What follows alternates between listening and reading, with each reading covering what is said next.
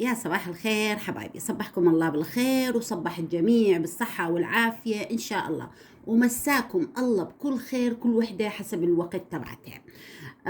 اليوم راح أحكي لكم على شغلة عن تجربة أنا بعملها. هي شغلة بتنفعني بالبيت.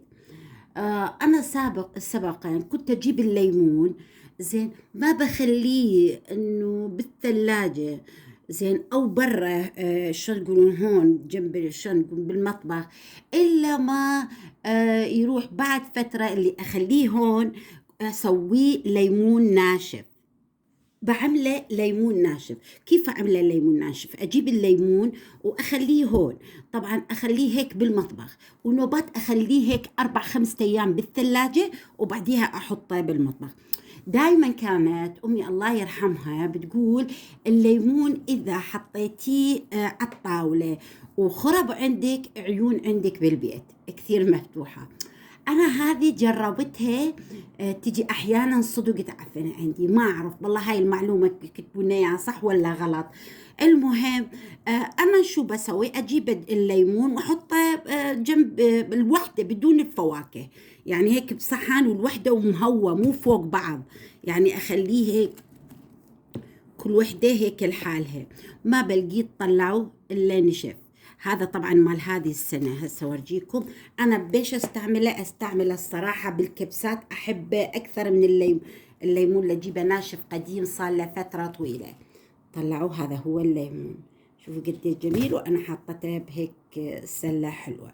طيب هذا بالنسبة للليمون، إلا إذا أريد أنشفه وأسويه ونشربه شاي وأسويه للكبسات وأعمله يعني للتشريب تبعت اللحمة، أي شيء مال دجاج، زين. إذا ردت أحتفظ بيه بالثلاجة والمدة الشهر، كيف؟ طبعا أنا من بدأ رمضان رحت جبت لي الليمون، جبت كمية من الليمون، وزوجي قال لي راح يخرب و3 4 أيام ويخرب.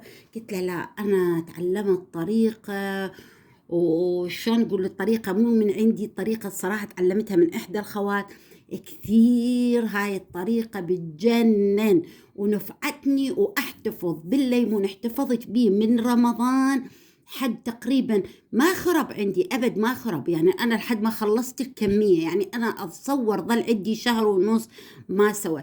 طيب أنتوا تقولون شو ما معقول هذا؟ طيب جربوا، التجربة خير من 1000 برهان، مو صحيح؟ خلينا نجرب. أنا هذا الليمون صار لي تقريبا حبايبي شهر محتفظة فيه، شهر ضابط محتفظة فيه، وزي ما انتو شايفين حبايبي طلعوا بيصير الصراحة هيك على شكل سواد، بس ما يخرب. انه انتي شهر ضبط تقدرين تحافظين فيه بالثلاجة. بالضروري انا هاي من هون ليش هيك صارت، ما كنت مسكرة عليها كويس، خلتها هيك، بس عن تجربة بس تجين تسكريه كله هيك، كله بالسلوفان، ما في منفذ هوا من إله. أنا جربته شهر ضبط، ومرة برمضان شهر وتقريبا 10 أيام مشى معايا هيك. راح تحتفظين فيه وإنتي مرتاحة، وجربوها وبالثلاجة تحتفظين فيه.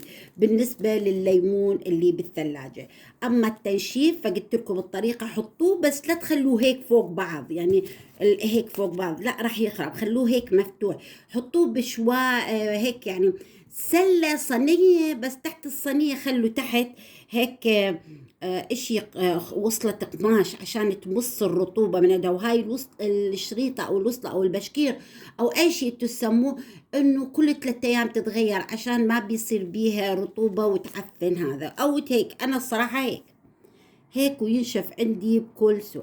اتمنى حبايبي انه هاي المعلومة الكل فادت الخوات، واتمنى الكل تعملها، واتمنى من عندكم انكم تعملوا لنا لايك وشير واشتراك، ودائما تفعلوا الجرس. ومع السلامة.